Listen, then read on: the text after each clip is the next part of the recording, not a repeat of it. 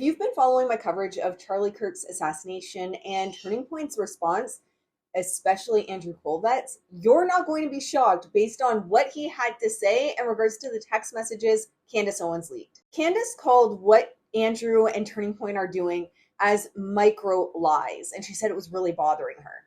Yeah, that's PR. They control the narrative and manipulate the narrative based on micro lies.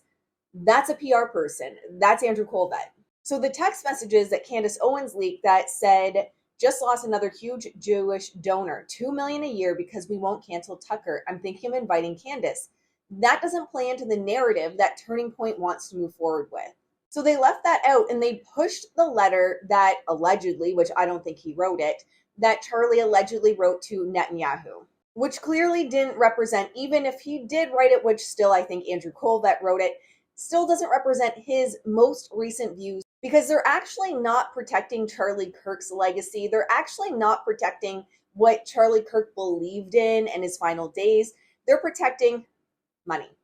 They're protecting the money that's coming in. They're protecting Turning Point and where Turning Point is going forward, which I actually find it really cute if they think anyone's going to replace Charlie Kirk. He is lightning in a bottle. Good luck with that. And now that they've been proven in a lie, all I've seen people saying about Candace Owens is she needs to show receipts. And then she shows receipts and they're like, well, it doesn't really explain his views and she shouldn't have released it. So what is it? You want receipts released of the truth? Or you don't want the truth out because it doesn't fit your narrative? Hey, Turning Point. But my last video that got flagged on my YouTube channel and legit buried, we talk about Andrew Kolvet, and I call him out and I say he was lying all along, that he had a certain narrative he was pushing. He's a big crisis comms guy. He knows how to control a narrative. Problem is, they didn't account for the wild cards, aka Candace Owens. He also didn't account for whoever he screenshot and sent those text messages to. He claims it's just government officials. Okay, Andrew.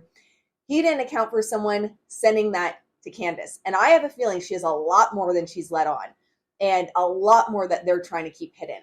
And so his approach blew up in his face. He didn't account for the wild cards. Not a good PR move, buddy.